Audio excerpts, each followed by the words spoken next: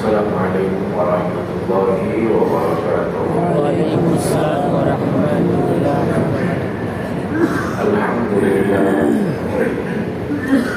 الحمد لله نحمده ونستعينه ونستغفره ونؤمن به ونتوكل عليه ونعوذ بالله من شرور أنفسنا ومن سيئات أعمالنا. من يهده الله فلا مضل له ومن يضلله فلا هادي له. ونشهد أن لا إله إلا الله وحده لا شريك له. ونشهد أن سيدنا ومولانا محمدا عبده ورسوله صلى الله تعالى عليه وعلى آله وأصحابه وبارك وسلم تسليما كثيرا. أما بعد، فأعوذ بالله من الشيطان الرجيم. بسم الله الرحمن الرحيم. ما كان على النبي من حرج فيما فرض الله له. سنة الله في الذين خلوا من قبل وكان أمر الله قدرا مقدورا. ما كان محمد أبا أحد من رجالكم ولكن رسول الله وخاتم النبيين وكان الله بكل شيء عليما.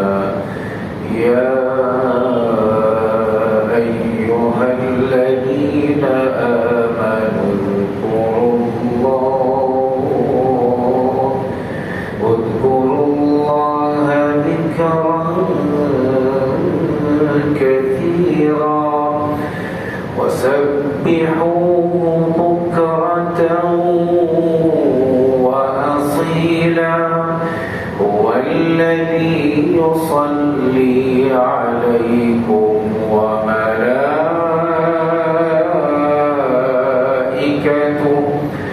ليخرجكم من الظلمات إلى النور وكان بالمؤمنين رحيما. تحيتهم يوم يلقونه سلام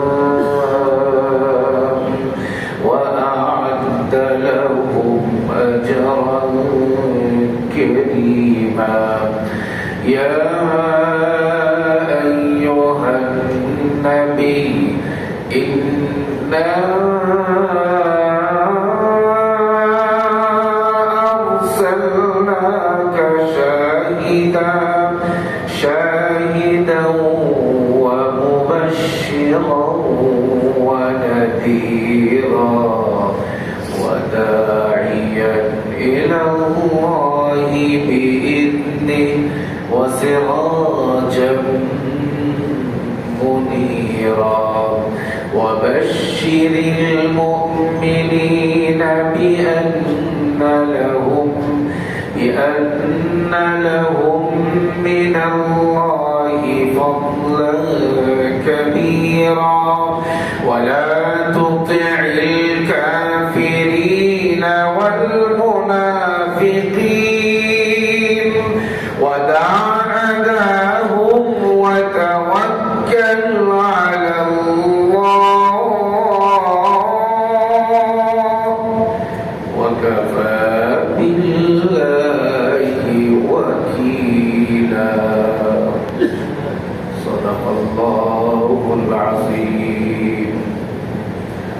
দুরূদ শরীফ পাঠ করি।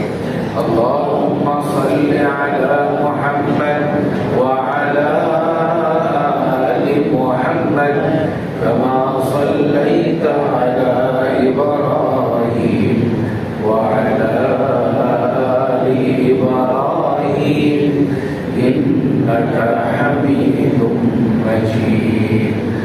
اللهم بارك على محمد وعلى آل محمد كما باركت على إبراهيم وعلى آل إبراهيم إنك حميد مجيد اللهم صل وسلم وبارك عليه আল্লাহ তাআলার অশেষ মেহেরবানি, আল্লাহ তাআলার অশেষ ফজল করম, দয়া, অপার দয়া। আল্লাহ তাআলার অসংখ্য মেহেরবানি, যার শুকর, যার কৃতজ্ঞতা সারা জীবন ভর সেজদায় পড়ে থাকলেও তার কৃতজ্ঞতা আদায় করা সম্ভব হবে না। পৃথিবীর কোটি মানুষ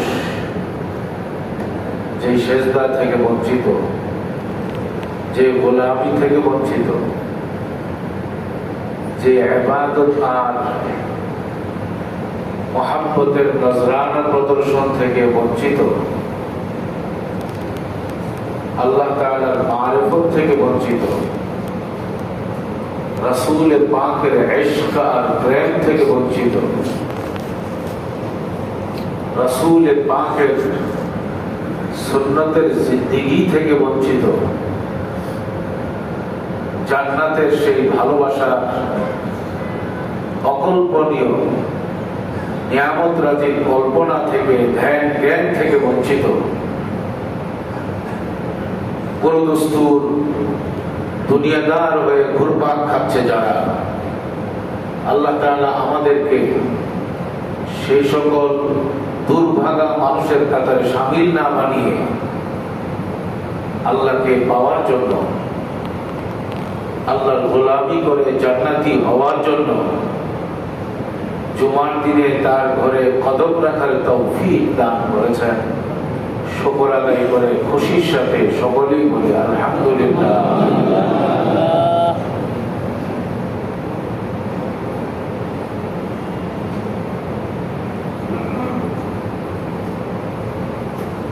ইবাদত কবুল হওয়ার জন্য,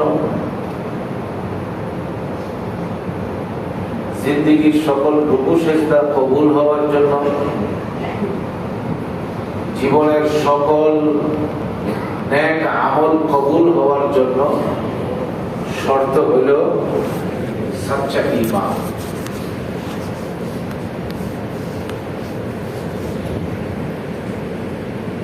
শর্ত হইল ঈমান পরিশুদ্ধ হওয়া, ঈমান সহি হওয়া। বিশুদ্ধ ঈমান যদি না থাকে, আকীদা যদি সহি না হয়, নামাজ রোজা বন্দেগী আমল করেও আল্লাহকে পাওয়া যাবে না। সহি ঈমান আমল কবুল হওয়ার এবং জান্নাতি হওয়ার প্রথম শর্ত।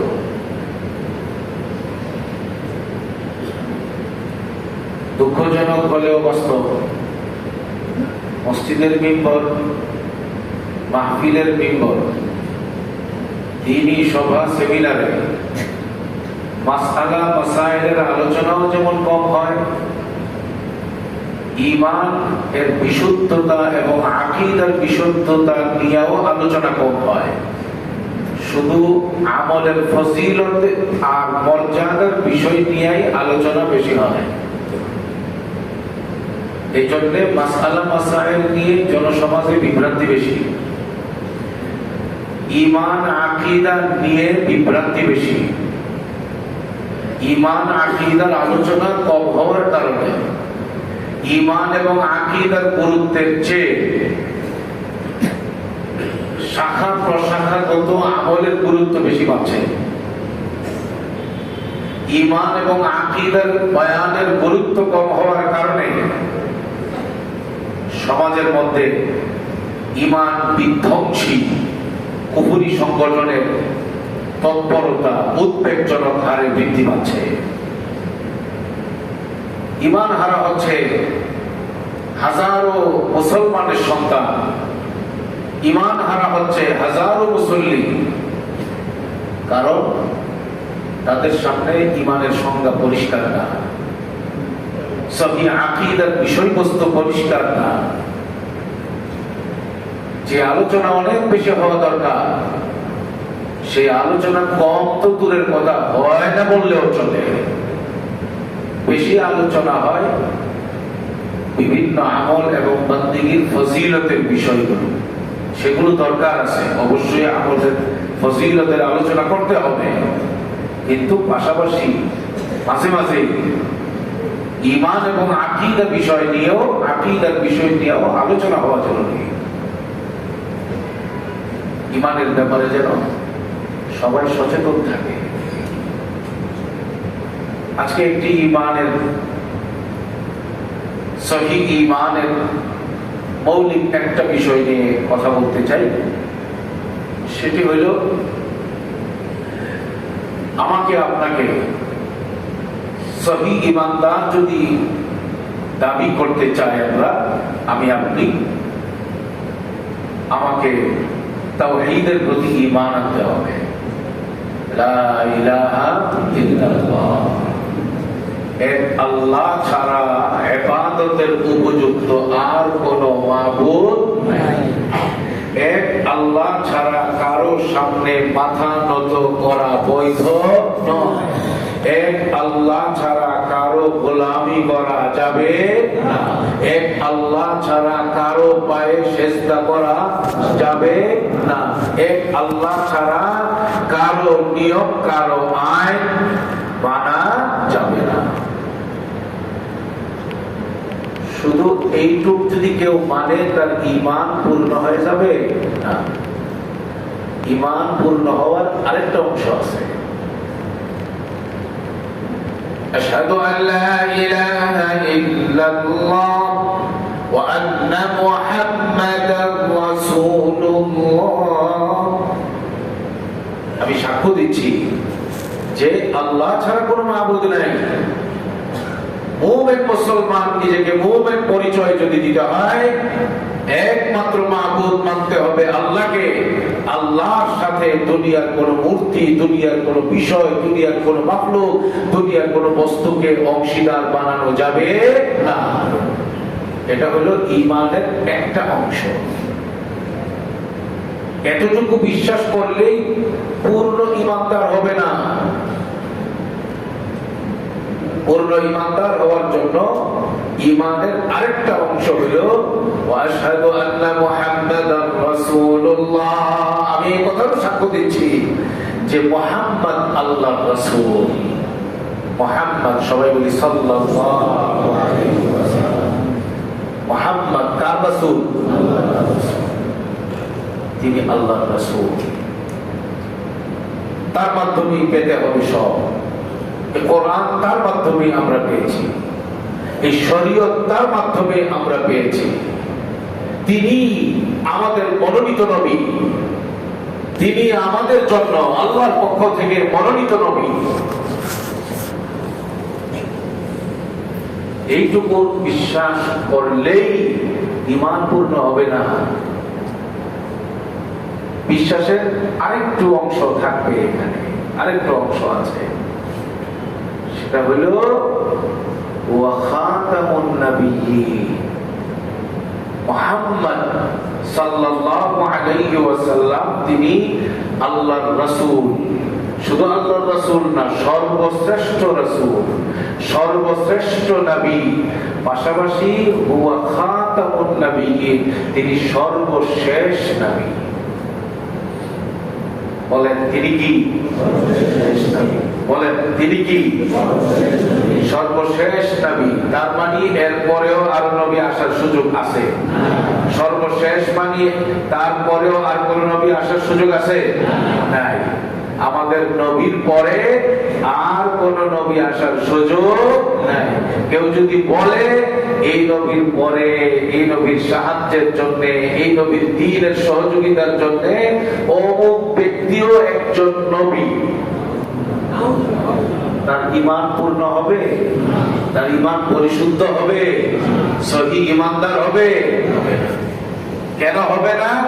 আল্লাহর কালামকে সে অস্বীকার করল। وخاتم النبيين ما كان محمد أبا أحد من رجالكم ولكن رسول الله وخاتم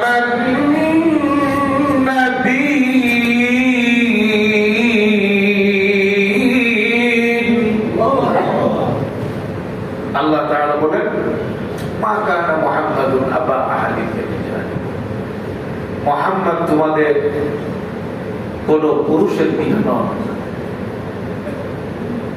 প্রাপ্তবয়স্ক পুরুষের পিতা নন। যাদের পিতা ছিল ছেলে পর্যায়ে, তারা নাবালেগ অবস্থায় মারা গেছে। ওয়ালাকিন রাসূলুল্লাহ, তিনি হলেন আল্লাহর রাসূল, ওয়া খাতামান নাবিয়্যিন,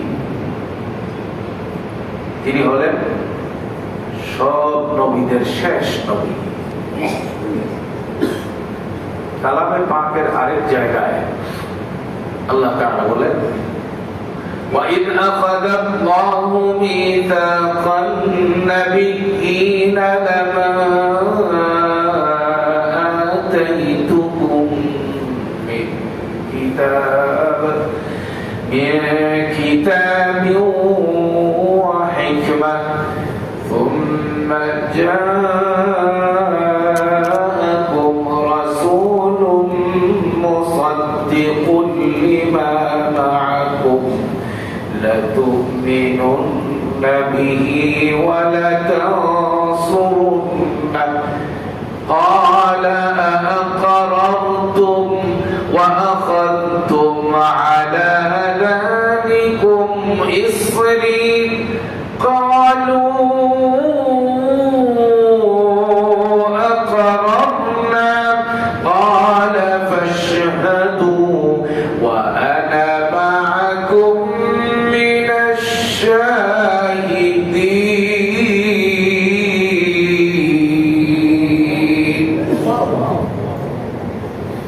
আল্লাহ তাআলা বলেন, হে নবী, আপনি ওই সময়ের কথা স্মরণ করুন। এই সময়টা হলো রূহের জগতের সময়, যে সময়ে আমি আল্লাহ দুনিয়ার সকল নবী রাসূলদেরকে একত্রিত করে আমি তাদেরকে জিজ্ঞেস করেছিলাম, তোমরা যখন দুনিয়াতে যাবা, সকল নবীদেরকে বলতেছেন, কিতাব হিকমত শরীয়ত দিয়ে তোমরা যখন যাবা, তোমাদের কারো জামানায় যদি সবার শেষে কোন ব্যক্তি আসে রাসূল হিসাবে, দুনিয়ার সব নবী রাসূলদেরকে জমা করে আল্লাহ তাআলা বলছেন, তোমাদের কারো জামানায় যদি আমার রাসূল আমার পক্ষ থেকে আসে, সেই রাসূলকে তোমরা বিশ্বাস করে সহযোগিতা করবা কিনা বলো।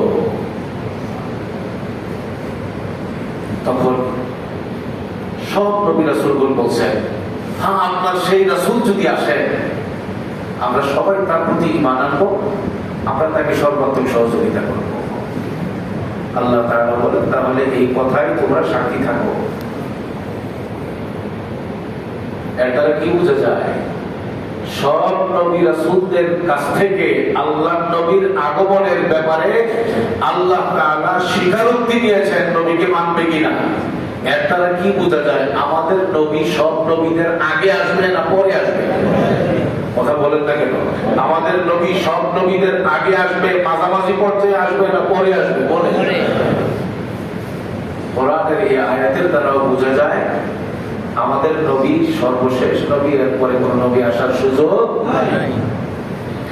اليوم أكملت لكم دينكم وأتممت عليكم نعمتي ورضيت لكم الإسلام دينا। الله تعالى বলেন اليوم أكملت لكم دينكم। বিদায় হজের মৌসুমে আরাফার দিনে আল্লাহ নবীর উপরে এই আয়াত নাযিল হয়েছিল। নবীজির জীবনের শেষ মুহূর্তে আল্লাহ তাআলা বলেন, আমি আল্লাহ তোমাদের জন্য তোমাদের দ্বীন, তোমাদের ইসলামকে পূর্ণ করে দিলাম। পূর্ণ করে দেওয়ার পরে কি শরীয়তের বিধিবিধান উম্মতকে নতুন করে দেওয়ার জন্য আর কোন নবীর আগমনের প্রয়োজন থাকে? তাফসীরের কিতাবে লিখে এই আয়াত নাযিল হওয়ার পরে আল্লাহর নবী 81 দিন বেঁচে ছিলেন হায়াতে। সেই 81 দিনে কোনো একটা বিধানও আর আসে নাই, কোনো একটা নতুন করে হুকুম নাযিল হয় নাই। এই আয়াত নাযিল হওয়ার দ্বারা আল্লাহ তাআলা শরীয়তে মুতাহহারাকে, আমাদের শরীয়তকে পূর্ণতার ঘোষণা দিয়ে দিয়েছেন। এরপরে আর কোন বিধান নতুন করে আসার দরকার নাই। আল্লাহ জানায়া দিয়েছেন, যেই ব্যক্তি এরপরেও নিজেকে নবী, রাসূল অথবা আল্লাহর মনোনীত ব্যক্তি হিসাবে দাবি করবে, সে কোরআনের এই আয়াতকে অস্বীকারকারী হিসাবে সাব্যস্ত হবে। কথা বুঝতেছেন নাকি? अब इजाफा गैर मुमकिन है खुदावन की कसम, एक नुक्ता की भी गुंजाइश नहीं इस्लाम में, जिस दस्त मोहम्मद से हुआ बंद लिफाफा ता हश्र न होगा न हुआ उसमें इजाफा। उर्दू भाषा तो অনেকে বুঝে। अब इजाफा गैर मुमकिन है खुदावन की कसम। আল-ইয়াউমা আকমালতু লাকুম দীনাকুম, এই আয়াত নাযিল হওয়ার পরে ইসলামের মধ্যে একটা নুকতাও বাড়ানোর কোনো সুযোগ নাই। अब इजाफा गैर मुमकिन है खुदावन की कसम, एक नुक्ता की भी गुंजाइश नहीं इस्लाम में, जिस दस्त मोहम्मद से हुआ बंद लिफाफा। মুহাম্মদুর রাসূলুল্লাহ সাল্লাল্লাহু আলাইহি ওয়াসাল্লামের হাতে শরীয়তের যে খাম সিলমোহর মেরে বন্ধ করে দেওয়া হয়েছে, কিয়ামত পর্যন্ত সেই খাম অন্য কোন ব্যক্তি খোলার অধিকার নাই। जिस दस्त मोहम्मद से हुआ बंद लिफाफा, लिफाफा माने खाम, ता हश्र न हो का न हुआ उसमें इजाफा। اليوم أكملت لكم دينكم وأتممت إليكم نعمتي ورضيت لكم الإسلام دينا। এই আয়াতের দ্বারা কি বোঝায়? আমাদের নবী সর্বশেষ নবী। সূরা বাকারা শুরুতে আছে আল্লাহ তাআলা বলেন, ওয়াল্লাযীনা ইউমিনুনা বিমা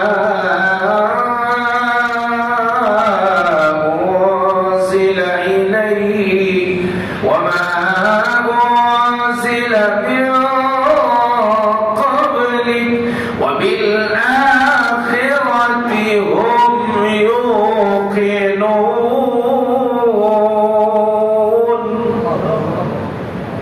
আল্লাহ তাআলা বলেন, মুমিন মুত্তাকি কারা? আল্লাযীনা ওয়াল্লাযীনা ইউমিনুনা বিমা উনজিলা ইলাইহি ওয়া মা উনজিলা মিন ক্বাবলিহি। হে নবী, আপনার উপরে যে কিতাব নাযিল হয়েছে, এই কিতাবের প্রতি যারা ঈমান আনে, আপনার পূর্বের নবীদের উপরে আসমানি যে কিতাব সমূহ নাযিল হয়েছে তার উপরে যারা ঈমান আনে, তারাই হইল মুমিন, তারাই হইল মুত্তাকি। এটা কি বোঝা যায়?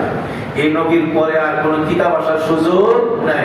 আপনার উপর নাযিল হওয়া কিতাব এবং এর পূর্বের নাযিল হওয়া কিতাবের উপরে, এই কথা বলে নাই যে আপনার পরবর্তীতে নাযিল হওয়া কিতাবের উপরেও যারা ঈমান আনবে, এই কথা কোরআনে নাই। এটা কি বোঝা গেল? এই নবীর পরে আর কিতাব নাযিল হওয়ার কোনো সম্ভাবনা নাই। মুসলিম শরীফের হাদিস, রাসূলুল্লাহ সাল্লাল্লাহু আলাইহি ওয়াসাল্লাম একদিন হযরত আলী রাদিয়াল্লাহু তাআলা আনহুকে ডেকে বললেন, আলী, আমা তারদা আন তাকুনা মিন্নি বিমানজিলাতি হারুন মিন মূসা গায়রা আন্নাহু লা নাবিয়্যা বা'দি গায়রা আন্নাহু খাতামুন নাবিয়্যিন ওয়া লা নাবিয়্যা বা'দি। আলী, আমার সাথে তোমার সম্পর্কের মর্যাদা কতটুকু জানো? শোনো, মূসা নবীর সাথে হারুন নবীর মর্যাদা যেমন ছিল, আমি নবীর সাথে তোমার মর্যাদা, তোমার অবস্থান ওই পরিমাণ উঁচু। তবে নবুয়ত নিয়ে ভাগাভাগি নাই। মূসাও ছিলেন নবী, হারুনও ছিলেন নবী আলাইহিস সালাম। আল্লাহ নবী বলছেন, আমা তারদা আন তাকুনা মিন্নি বিমানজিলাতি হারুন মিন মূসা। এ আলী, তোমার কি এতে সন্তুষ্ট হয় না, খুশি লাগে না, আনন্দ লাগে না?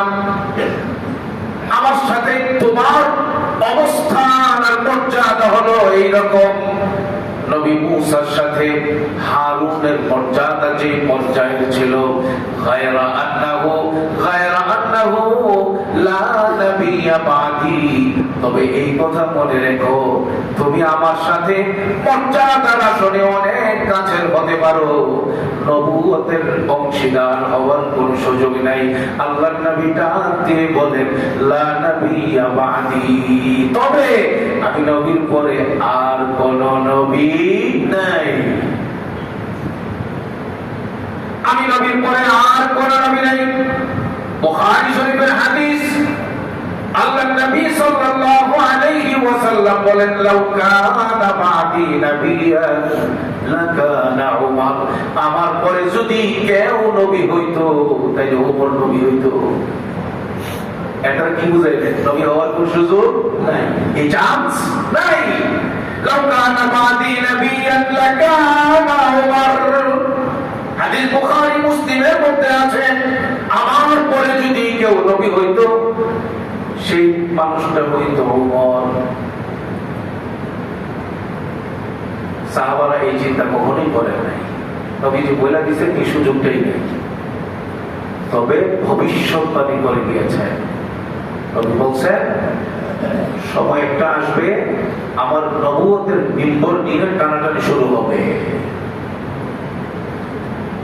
মনে রেখো, আমার নবুয়ত মানে, আমার নবুয়ত শেষ হওয়া মানে শরীয়ত নিরাপদ হয়ে যাওয়া, কোরআন নিরাপদ হয়ে যাওয়া, ইসলাম নিরাপদ হয়ে যাওয়া। আমার পরে কেউ যদি নবুয়তের দাবি করে, এর মানে হবে এই ইসলাম অসম্পূর্ণ, এই ইসলাম সঠিক নয়। ইসলামের নামে নতুন করে বিষয়াদি সামনে আসা শুরু করবে, কোরআনের অস্তিত্বের উপরে আঘাত শুরু হয়ে যাবে, শরীয়তের অস্তিত্বের উপরে আঘাত শুরু হয়ে যাবে। আল্লাহ রাসূল প্রদত্ত যত বিধিবিধান আছে, এই সবগুলোর একটাও অক্ষত থাকবে না। ইসলামের নামে মানব রচিত বিষয়গুলো জনসাধারণের মাঝে আসতে থাকবে, আর ইসলামের নামে হাজার হাজার মানুষ কাফের হতে থাকবে।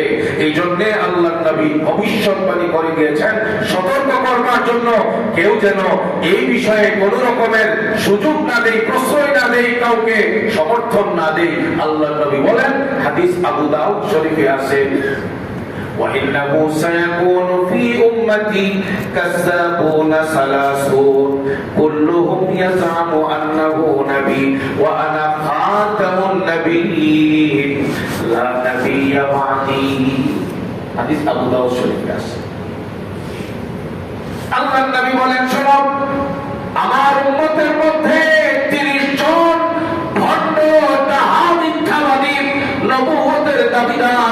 সামনে আসবে 30 জন ভণ্ড নবুয়তের দাবিদার আসবে। প্রত্যেকেই বলবে আমি নবী, প্রত্যেকেই দাবি করবে আমি নবী।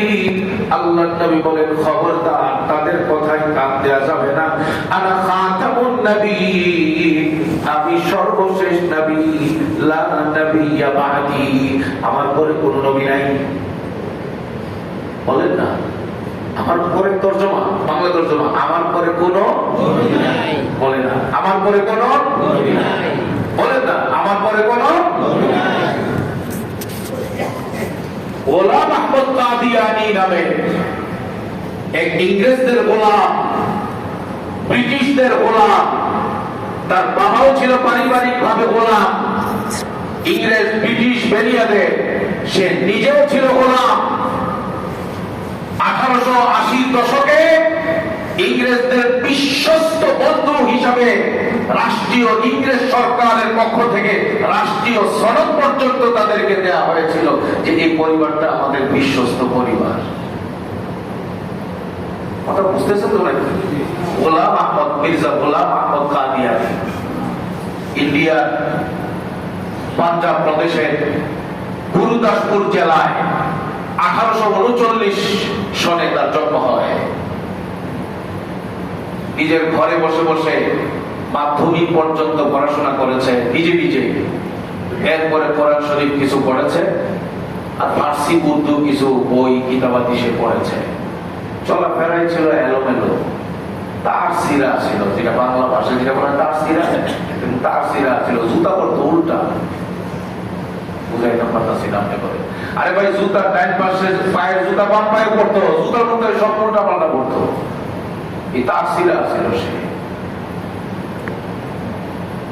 মির্জা গোলাম আহমদ কাদিয়ানী, লম্বা কথা বলার সময় তো এখানে নাই, সে তার জীবনের একটা পর্যায়ে এসে 1888 সালের আগে পরে প্রথম দাবি করেছে যে আমি ইমাম মাহদী। দেখলো যে বাজারে এটার বেচা কিনা কম, বাজারে বেচা কিনা হইতে গেলে এটার মলাটটা ঠিক হইতে হয়, কাবারটা ঠিক হইতে হয়, বেচা কিনা কম। পরে একটু অ্যাডভান্স হয়ে বললো যে আমি হইলাম ঈসা আলাইহিস সালাম, ঈসা। দেখলো যে এটারও বাজার একদম ঠান্ডা, ক্রেতা নাই, ক্রেতা শূন্য, বেচা কিনা কম। এক পর্যায়ে গিয়ে সে দাবি করলো আমি মারিয়াম, বেটি বেটিয়ে লেডিস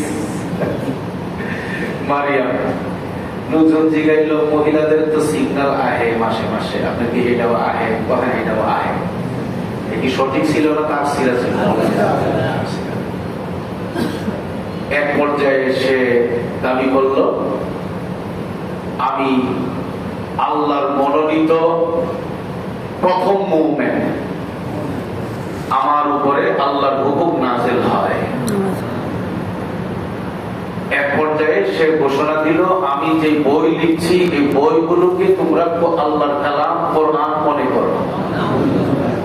এক পর্যায়ে সে দাবি করলো আমি আহমদ, আমি মুহাম্মদ, আমি নবী, আমি রাসূল, আমার মধ্যে সব নবী রাসূলদের গুণাবলী বিদ্যমান। এক পর্যায়ে সে এটাও বললো আমি স্বয়ং আল্লাহ।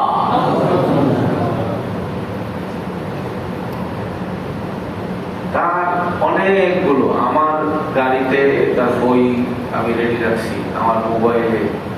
আমার এখন এই চিন্তা এটাই যে উম্মতকে, আমাদের ভাইদেরকে আমি এই বিষয়গুলো জানাতে হবে। সেই গোলাম আহমদ কাদিয়ানী সে নবুয়তের দাবিদার হয়েছে। সে এক বক্তব্যে বলেছে আমি পূর্ণ নবী, আরেক বক্তব্যে বলেছে আমি শরীয়তওয়ালা নবী, আরেক বক্তব্যে বলেছে আমি শরীয়তবিহীন নবী, আরেক বক্তব্যে বলেছে আমি ছায়া নবী, আরেক বক্তব্যে বলেছে আমি পূর্ণ নবী না, আমি সহযোগী নবী।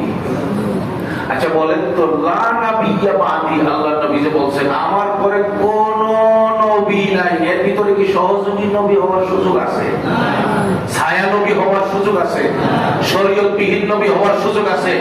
ইংরেজ নবী হওয়ার সুযোগ আছে? আপনারা যাচাই করে দেখবেন আমার এই কথা।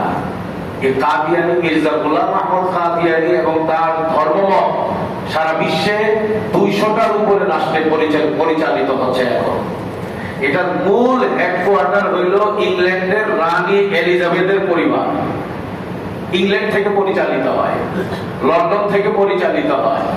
লন্ডন থেকে যে ইসলামের পরিচালনা হইব, ওই ইসলামটা কোন সঠিক ইসলাম না। লন্ডনী ইসলাম, রানী এলিজাবেথের দ্বারা পরিচালিত ইসলাম, এই হইল কাদিয়ানী।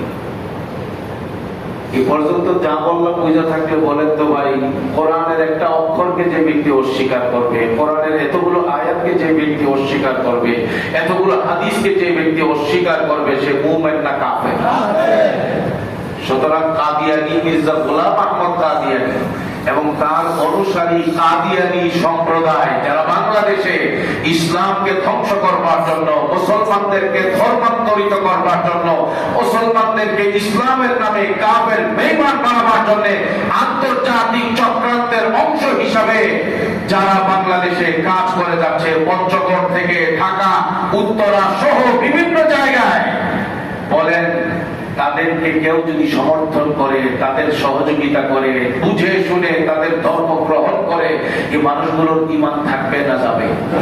তারা কি মুসলমান না কাফের? কথা বলে। উত্তরাতেও তাদের কার্যক্রম আছে, ব্যাপক।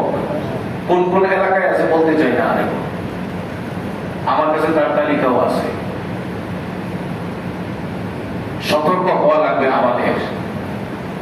বিশেষ করে তারা এখন মহিলাদের কাছে ঢুকতেছে ছোট ছোট পুস্তিকা বানায়, এই ছোট ছোট পুস্তিকা বানায় মোহাম্মদী ইসলাম নাম দিয়া, মোহাম্মদী ইসলাম, আর এটার মধ্যে ওই বইয়ের মধ্যে কাদিয়ানী মির্জা গোলাম আহমদ কাদিয়ানীর ছবি আছে। এটা দিয়ে যে সকল মসজিদের মধ্যে মহিলাদের নামাজ পড়ার জায়গা আছে, ওই সকল মসজিদকে তারা টার্গেট করছে, মহিলাদেরকে কাদিয়ানী বানিয়ে কাফের বেঈমান বানাবার জন্য।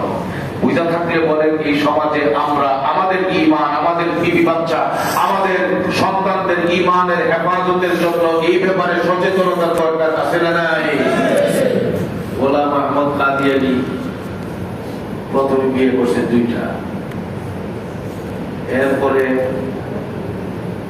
ঘরের মধ্যে লাগছে পেস কি, তার পছন্দ হয়েছে এক নারীকে, মোহাম্মদী বেগম। ওই নারীকে তার বিয়ে করতে হইব, তারই কাছের আত্মীয়। মোহাম্মদী বেগমকে প্রস্তাব দিল আর বলল যে আমি তোমাকে বিয়ে করব। তার পরিবারকে বলল আমি এই মোহাম্মদী বেগমকে বিয়ে করতে চাই। পরিবার রাজি না, পরে বলল তোমাদের রাজি হওয়া না হওয়ার তো কোনো সুযোগ নাই। মোহাম্মদী বেগমের সাথে আল্লাহ আসমানে আমার সাথে বিয়ে করাই দিয়েছেন। ভবিষ্যৎবাণী করছে আর কি, বিয়া লইয়া ভবিষ্যৎবাণী।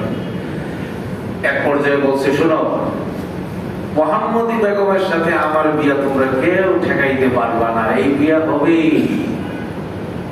বলে রাখি, আমার কাছে যদি বিয়ে না দাও, আর যদি অন্য কোনো ঘরে বিয়ে দাও, আমি ভবিষ্যৎবাণী করলাম ওই বিয়ের পরে তার স্বামী 2.5 বছরের বেশি জীবিত থাকবে না।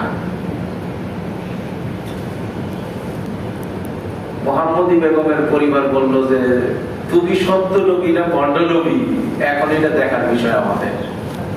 তোমার এই ভবিষ্যৎবাণী যদি ঠিক হয় তাইলে বুঝবো একরকম, আর যদি ঠিক না হয় তাইলে হইব আরেক রকম। শেষ পর্যন্ত 1892 সালে মোহাম্মদী বেগমকে পরিবার পারিবারিক ভাবে অন্য জায়গায় বিয়ে দিয়ে দিছে। বিয়ে দেওয়ার পরে 2.5 বছর পার হয়ে গেছে, মোহাম্মদী বেগমও মরে না, এর জামাইও মরে না। ভবিষ্যৎবাণীতে বেঁচে থেকে গেছে না, মানে নবী হওয়ার যে খায় এটা একবার ধোলাই মিশে গেল। এখন সে চতুরতার সাথে বলে যে না, এখন নতুন ভবিষ্যৎবাণী আসছে। কি নতুন ভবিষ্যৎবাণী? নতুন ভবিষ্যৎবাণী আসছে, আল্লাহ বলছে দেখা যাবে। ওর বিয়ে হয়েছে, এখন আর 2.5 বছরের মেয়াদটা নাই, এটা রহিত হয়ে গেছে। তাহলে এখন কি ভবিষ্যৎবাণী? তখন সে বলল দেখা যাবে আমি আগে মারা যাই নাকি মুহাম্মদী বেগম আগে মারা যায়। আমার আল্লাহ বলছে যে এই অপরাধের কারণে আমার ইন্তেকালের আগে, আমার মৃত্যুর আগে এই মুহাম্মদী বেগম এবং তার স্বামী মারা যাবে। সবাই অপেক্ষায় আছে দেখি কে আগে মরে কে পরে মরে। পরে 1908 সালে সম্ভবত মুহাম্মদী বেগমও জীবিত, তার স্বামীও জীবিত, ওই বেড়া বাথরুমের মধ্যে পড়ে মারা গেছে গোলাম আহমদ কাদিয়ানী। কোন জাতের নবী এবার বুঝছেন? Bathroom, toilet. ইয়া আল্লাহ, এই সমস্যা রাসূল পাকের যুগেই তৈরি হয়েছিল। ইয়ামামা গোত্রের এক ব্যক্তি, নাম ছিল মুসাইলামা, নবীজির কাছে পত্র পাঠিয়েছিল যে আপনি যেমন নবী, আমিও আমার নিজেকে নবী দাবি করছি, দেন দরবার করে লাভ নাই, অর্ধেকটা ভূখণ্ড আমি আর অর্ধেকটা ভূখণ্ড আপনি নিয়ে নেন। আল্লাহ নবী সাল্লাল্লাহু আলাইহি ওয়াসাল্লাম জবাবের মধ্যে পত্রের মাধ্যমে লিখে দিলেন, ইন্নাল আবদা লিল্লাহ ইউরিথুহা মান ইয়াশাউ মিন ইবাদি ওয়াল আকিবাতু লিল মুত্তাকিন।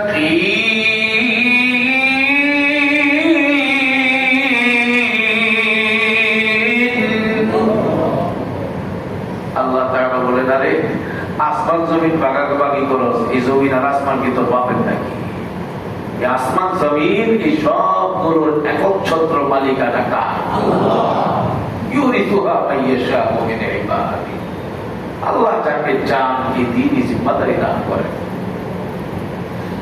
রাসূল পাকের ইন্তেকালের পরে সবচেয়ে মায়া এবং নরম দিলওয়ালা সাহাবী ছিলেন হযরতে সিদ্দিক আকবর। নামাজে দাঁড়াইলে খালি কান্না কান্না কান্না, কান্নার কারণে স্বাভাবিক থাকতে পারতেন না। হযরত সিদ্দিক আকবরকে যখন সাহাবায়ে কেরাম খলিফা বানাইলেন, বাইআত গ্রহণ করলেন তার হাতে, নরম মানুষটা নরম থাকলো না, হয়ে গেলেন গরম, জ্বলে উঠলেন তিনি। উনি বললেন আয়ানকুসুদ্দীন ওয়া আনা হাই, দ্বীনের উপরে আঘাত হবে, দ্বীনকে ধ্বংস করার চক্রান্ত হবে, আর আমি আবু বকর বেঁচে থাকবো, এটা হতে পারে না। মুসলমানে মুসলমানে হবে নরম, ভাই ভাই হবে নরম, বন্ধু বন্ধু হবে নরম, স্বামী স্ত্রীর মধ্যে সম্পর্ক হবে নরম, ছেলে বাবার মধ্যে সম্পর্ক হবে নরম, নাতি দাদার মধ্যে সম্পর্ক হবে নরম, মুসলিম সমাজের মধ্যে একে অপরের মধ্যে হবে নরম। কিন্তু ইসলামের উপরে আঘাত করা চক্রান্তে যারা লিপ্ত হবে, ইসলাম বিরোধী যে ব্যক্তি হবে, আল্লাহ দুশমন হবে, নবীর দুশমন হবে, কুফরি কার্যক্রম চালাতে চাইবে, ওই রকম ইসলাম বিরোধী শক্তির সাথে মুসলমানের সম্পর্ক নরম হবে না, সম্পর্ক হবে গরম। সম্পর্ক নরম হবে না গরম হবে? বলে আয়ানকুসুদ্দীন ওয়া আনা হাই। অসুবিধা কি? ওরটাও করছে করুক, আমি আমার নামাজ দিয়ে তো আসি। ইসলামের মধ্যে এইরকম সুযোগ নাই। অতিরিক্ত সুশীল, অতিরিক্ত ভদ্র, অতিরিক্ত মানবাধিকার সচেতন, সাংবিধানিক অধিকার, সংবিধানের অধিকার সবার জন্য আছে, তবে ইসলামের উপরে আঘাত করার অধিকার কাউকে দেওয়া হয় না। কথা বলে ঠিক না? কথা এটা সবার আগে মাথায় রাখতে হবে। কাদিয়ানীরা কাফের বানাবার জন্য, মুসলিম থেকে অমুসলিম বানাবার জন্য, ধর্মান্তরিত করবার জন্য চক্রান্ত করবে। আর মুসলমান বসে বসে চেয়ে চেয়ে দেখবে, তার ঈমানের ব্যাপারে সন্দেহ তৈরি হবে। আল্লাহ নবী বলেছেন, মান রাআ মিনকুম মুনকারান, তোমাদের মধ্যে ঈমান বিধ্বংসী কার্যক্রম যদি কেউ দেখতে পাও, ফালিয়ুগাইয়িরহু বিয়াদি, সে যেন হাত দিয়ে বাধা দেয়। ওয়া ইন লাম ইস্তাতি ফাবিলিসানিহি, শক্তি দিয়ে বাধা দেওয়ার যদি ক্ষমতা না থাকে, অন্তত জবান দিয়া প্রতিবাদ করবে, মিছিল করবে, মিটিং করবে, প্রতিবাদের আগুন জ্বালায় দিবে, প্রতিবাদে সরব হবে। কোন অবস্থাতেই সে চুপ করে নীরব হয়ে থাকবে না। ওয়া ইন লাম ইস্তাতি ফাবিকলবিহি, আর যদি সেই ক্ষমতাও তার না থাকে, তাহলে অন্তত মনে প্রাণে ঘৃণা করে সেটাকে ধ্বংস করবার জন্য পরিকল্পনা করবে। জবান দিয়ে বাধাও দিল না, প্রতিবাদও করলো না, মনে প্রাণে ঘৃণাও করলো না, বরং সেটাকেও মনে করলো চললে অসুবিধা নাই। আল্লাহ নবী বলেন, এইরকম ব্যক্তি যদি হয়, তার ব্যাপারে মনে করো সরিষার দানা পরিমাণ কি মানুষ তার মধ্যে নাই।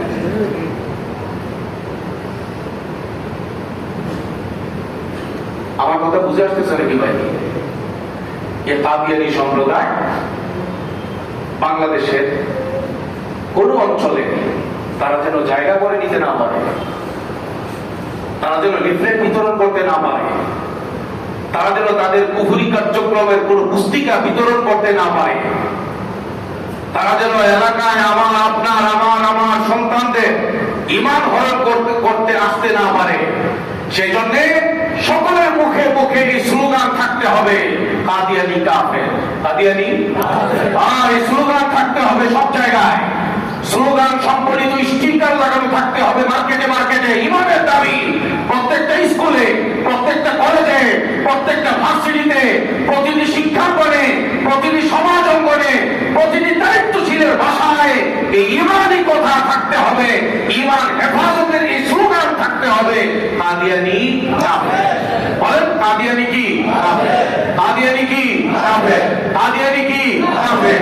কাদিয়ানীদেরকে যারা কাফের মনে করবে না, তারাও কাদিয়ানীদেরকে বুঝে শুনে যারা সহযোগিতা করবে, তারাও কাদিয়ানীদেরকে কাফের হিসাবে, কাফের হবে কি হবে না সন্দেহ যারা করবে, তারাও কাফের। এটা সারা দুনিয়া আলেম ওলামা মুফতি মুহাদ্দিস, সারা দুনিয়ার সকল মুফতি আলেম কেরামের ঐক্যবদ্ধ ফতোয়া। সচেতন হওয়া লাগবে। মিডিয়ায় দেখেছি, সে বরাদ দিয়ে বলি, পেরেশানি কতটুকু হতে পারে। এই কাদিয়ানী সম্প্রদায়ের ব্যবসায়িক প্রতিষ্ঠান হইল প্রাণ RFL কোম্পানি, ঠিক কিনা? কাদিয়ানীদের তারা তাদের এই অর্থ দিয়েই তাদের এই কুফরি কার্যক্রম চালায় সারা দেশে, সারা দুনিয়ায়। এই প্রাণ RFL এর এই কোম্পানির শাখা মক্কা মদিনায় গেলেও দেখবেন, ওখানেও আছে, তারা চালায়। আমাদের সমস্যা হলো যেটা, এই কোম্পানির মাধ্যমেই যাদেরকে চাকরি দেওয়া হয়, যাদেরকে কর্মচারী হিসেবে নিয়োগ দেওয়া হয়, শুরুতে না হলেও একটা পর্যায়ে তাদেরকে ধর্মান্তরিত করবা, তাদেরকে কাফের বানাইবার চক্রান্ত করা হয়। সর্বোচ্চ পর্যায় থেকে টপ টু বটম এই চেষ্টায় তারা থাকে। বিশেষ করে এই কোম্পানিতে যারা কাজ করে, এই ফ্যাক্টরিগুলোতে যারা কাজ করে, এই শাখা দোকানগুলোতে যারা কাজ করে, তাদের সুপার মলে, সুপার মার্কেটে যারা কাজ করে, খুব সতর্ক হওয়া ছাড়া উপায় নাই। খুব সতর্ক হওয়া ছাড়া উপায় নাই। প্রয়োজনে না খায় থাকো, ঈমান নষ্ট হইতে দিব না, এই চেতনা থাকতে হবে। 3টা জুট মিল সম্ভবত বন্ধ ছিল দীর্ঘদিন পর্যন্ত। বর্তমান সরকার এই প্রাণ FL গ্রুপকে নতুন করে লিজ দিয়ে তাদের হাতে ব্যস্ত করে দিয়েছে। আশঙ্কাটা আরো কমলো না আরো বাড়লো? বলে আরো বেড়ে গেল। কাদিয়ানীরা বাংলাদেশে বসবাস করবে, এতে আমাদের কোনো আপত্তি নাই।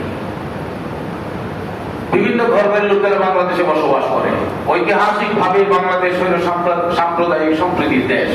মারামারি, কাটাকাটি, দাঙ্গা হাঙ্গামা, ধাক্কাধাক্কি আমাদের মধ্যে নাই। সবাই যার যার জায়গাতে নিরাপদে যার যার গির্জায় যার যার ইয়াতে তাদের ধর্মকর্ম পালন করছে। কাদিয়ানীরাও তাদের কাদিয়ানী ধর্ম পালন করবে, আমাদের কোনো আপত্তি নাই। কাদিয়ানীরা তাদের পাসপোর্ট দিয়ে দেশে বিদেশে বিচরণ করবে, আমাদের কোনো আপত্তি নাই।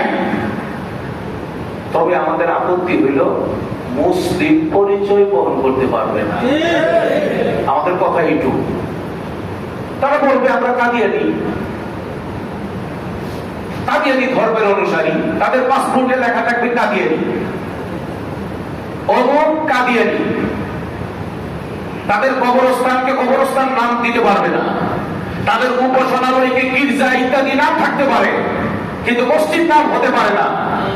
তাদের বইকে যে কোনো নামে অবহিত করা যেতে পারে, কিন্তু সেটাকে কোরআন কিতাব বলা যেতে পারে না। কথা বলেন না, এটা দরকার আছে না নাই? কথা বলে না কেন?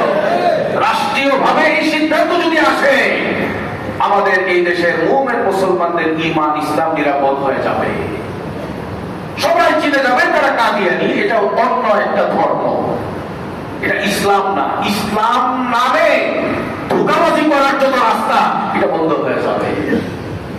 পাকিস্তানে 10,000 মানুষ শাহাদাত বরণ করছে। মুসাইলামাতুল কাজ্জাবকে দুনিয়া থেকে খতম করবার জন্য খালিদ ইবনে ওয়ালিদ বিখ্যাত সাহাবীর নেতৃত্বে প্রায় 1200 সাহাবা শাহাদাত বরণ করেছেন। একজন সাহাবীর একটা পশমের সমান হবো আপনারা সকলে মিলে বলেন না ভাই? 1200 সাহাবা শাহাদাত বরণ করেছেন খালিদ ইবনে ওয়ালিদের নেতৃত্বে। ইয়ামামার রণাঙ্গনে মুসাইলামাতুল কাজ্জাব এবং তার অনুসারীদের সঙ্গে লড়াই করেছেন, আপোষ করেন নাই। অসুবিধা কি? অসুবিধা কি? চলুক না।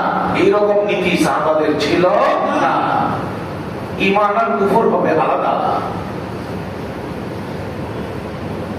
সহিহ আর গলত হবে আলাদা,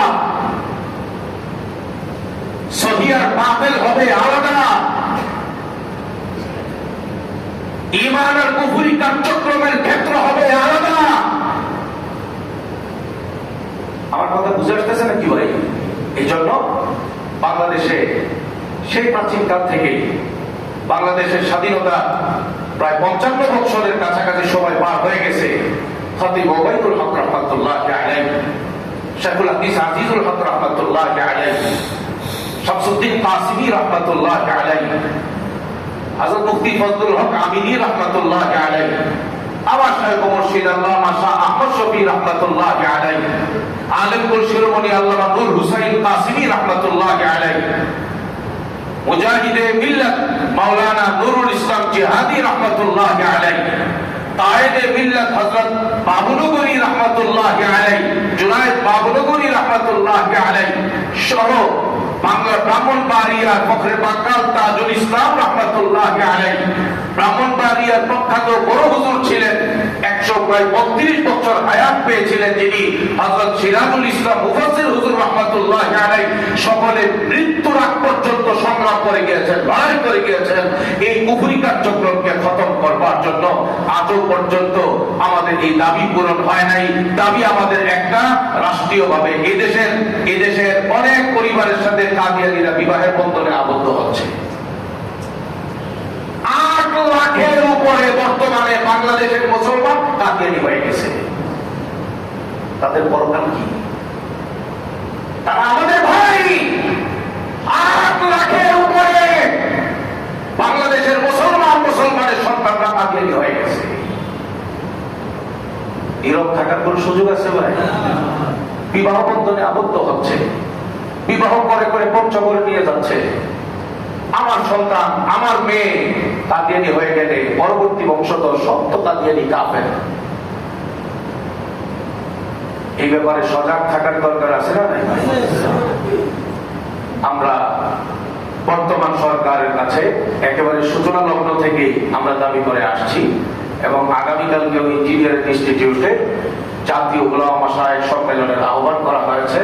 আন্তর্জাতিক মজলিসে তাহাফুজে খতমে নবুয়তের উদ্যোগে দেশের শীর্ষ উলামায়ে কেরাম সেখানে আসবেন। আমাদের সরকারের কাছে এই দাবি আমরা রাখছি, রাখবো, রাখতেই থাকবো। এই দেশে কাদিয়ানীরা বসবাস করবে, মুসলিম পরিচয় বসবাস করতে পারবে না, সংখ্যালঘু অমুসলিম কাফের পরিচয় বহন করে বসবাস করবে। রাষ্ট্রীয়ভাবে এই আইন পাস করতে হবে। এই দাবির সাথে আমরা সবাই একমত কিনা কথা বলেন না কেন ভাই? এই জন্য যদি আমাদেরকে এই দাবি আদায়ের জন্য যদি কখনো প্রতিবাদ করতে হয়, কথা বলতে হয়, রাস্তায় নামতে হয়, সাহাবাদের মতো আল্লাহর নবীর শাফাআত পাওয়ার জন্য রাস্তায় নামার জন্য প্রস্তুত হবে কিনা কথা বলেন না ভাই? আল্লাহ সবাইকে তৌফিক দান করেন। কথা এই পর্যন্ত রাখলাম।